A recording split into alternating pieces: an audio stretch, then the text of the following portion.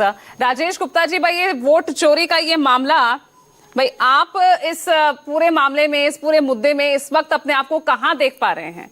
क्योंकि बयान तो मैं देख रही हूं आज इतना कुछ चला, आम आदमी पार्टी उस तस्वीर से भी लगभग गायब ही रही है। देखिए पूजा जी, सबसे पहले तो मैं एक बात रखना चाहता हूं कि वैसे तो जो बड़े बायस्ड किस्म के एंकर होते हैं मैं उनको भी सुझाव नहीं देता। एंकर सुझाव लेते नहीं, नाराज हो जाते हैं।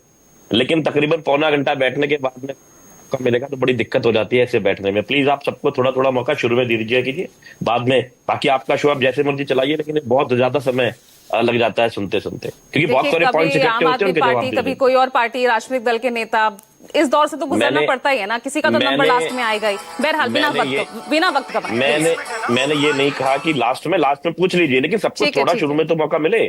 खैर, दूसरी बात यह है कि जो बात थी सिलसिलेवार तरीके से मैं आपको बता देता हूं कि जो आपने कहा कि आज हमारा ज्यादा ध्यान एक बात के ऊपर था कि कल, क्योंकि हमारे दिल्ली प्रदेश अध्यक्ष जो है सौरभ भारद्वाज जी, उनके यहाँ छापा पड़ा। 20 घंटे ईडी उनके यहाँ पे बैठी गई और फिर बेरंग लौट गई। रात को 2:31 पे ईडी वहां से निकली है, जो सुबह 7, साढ़े 7 बजे वहां पर आ गई थी। तो ऑब्वियसली हमारा ध्यान उस पर भी ज्यादा था। लेकिन हम ही सबसे पहले थे जिन्होंने वोट चोरी की बात करी थी। अरविंद केजरीवाल जी ने दिल्ली के लिए बार बार कहा था कि जहां पर लोकसभा के अंदर 4 वोट थे, जिस बंगले के अंदर, जिस एमपी के घर में, वहां 33-33 बना दिए गए। हमने सबसे पहले प्रेस कॉन्फ्रेंस करी थी।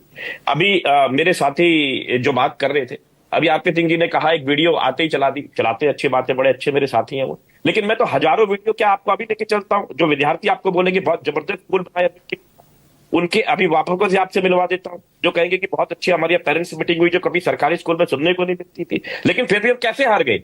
सवाल इसी बात का तो है। और ये सब कुछ चाहते हैं। आपने चंडीगढ़ में सबूत नहीं देखा? आपने कैमरे पे देखा कि अनिल मसीह कैसे वोट की चोरी कर रहे थे और कैसे फिर चुनाव को बदला गया? क्या सजा दी? क्या बीजेपी ने उनको कोई सजा दे दी या इलेक्शन कमीशन ने उनको कोई सजा दी? आगे की बात पे आ जाते हैं। अनुराग ठाकुर जी की बात सुरेंद्र राजपूत जी ने बता दी।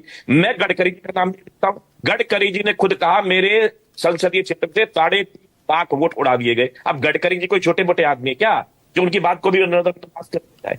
अभी विनोद शर्मा जी हमारे बड़े बुजुर्ग हैं, उन्होंने इस बात को रखा कि भाई इस पे क्यों कोई ऐसा सिस्टम क्यों नहीं बनता? सिस्टम तो सुप्रीम कोर्ट ने बनाया था सर। सुप्रीम कोर्ट ने कहा था कि एक सुप्रीम कोर्ट के जज होंगे, प्रधानमंत्री जी होंगे, विपक्ष के नेता होंगे।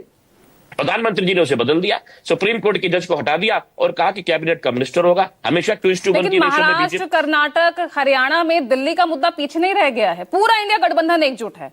अगर आप भी उनके साथ खड़े होते तो आज दिल्ली भी उन मुद्दों में वो लिस्टेड होता। देखिए, हम इस मुद्दे को भी उठता। हम यात्रा में नहीं जा रहे हैं। इसके सवाल तो सबसे पहले हमने उठाया था। सबसे पहले हम ही। और आप भी पिक्चर से गायब बोलिए। एक मिनट नहीं, कोई पिक्चर से गायब नहीं। मैंने भी आपको बताया कि हमारे ऊपर कल ईडी की रेड पड़ी है। पहले उसको देखिए, अपने प्रदेश अध्यक्ष के, वो भी तो देखना होगा। हलफनामे की बात चुनाव भी तो सर पर है, सारी सीटों पर लड़ने का आपने सोच रखा है। अरे भाई, तो अपने प्रदेश अध्यक्ष को जेल में रह बैठे एक बार घर के अंदर नजरबंद करके बैठे। मेरी आगे की बात सुनिए। हलफनामा मांग रहे हैं। अरे भाई, हलफनामा तो अखिलेश यादव जी ने बहुत सारे दे रखे हैं। उस पर उन्होंने क्या कर लिया? उन्होंने? अब वाजपेयी जी कहते हैं 60 साल कांग्रेस ने राज करा। वाजपेयी जी आपकी पार्टी के संस्थापक रामनिवास पासवान जी उस पार्टी के अंदर थे। मनमोहन जी की सरकार में 10 साल उन्होंने खूब मलाई खाई। उस 60 साल में वो भी तो थे।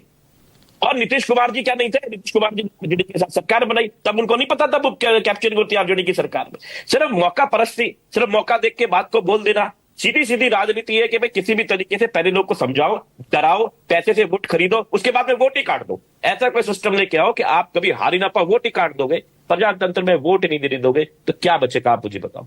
तो ये पूरी तरीके से एक धांधली सिस्टम है कि जहां आप पूरी तरीके से एक माहौल बनाते हो कि आप जीत गए क्योंकि आप पहले से ही ऐसे करके दिखा देते हो। हमारी 400 पार हो रही है ताकि लोगों के मन में गलतफहमी आ जाए कि हमारा तो क्या हो जाएगा। और अगर ये वोट चोरी नहीं करते तो भारत में इनकी किसी भी हाल में लोकसभा चुनाव में 175 सीटें भी नहीं आ रही थी।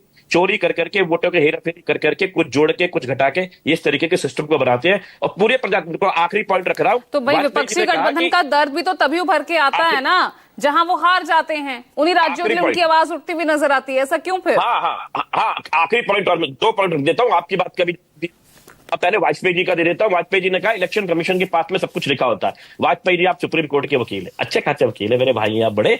आप बताइए, आप वहां पे कोई केस लड़ते हैं, आईओ ने अगर कोई केस लगाया, आईओ के पास सब कुछ लिखा होता है, आप सवाल नहीं उठाते आईओ के ऊपर? वो संवैधानिक संस्था के कहता हूं कि आपने FIR बच्चे के साथ गलत काम हो गया है, तो आप कहोगे मैं कमिश्नर में सवाल उठा रहा हूं। उठाएंगे सर, विपक्ष को चुना किस लिए गया है?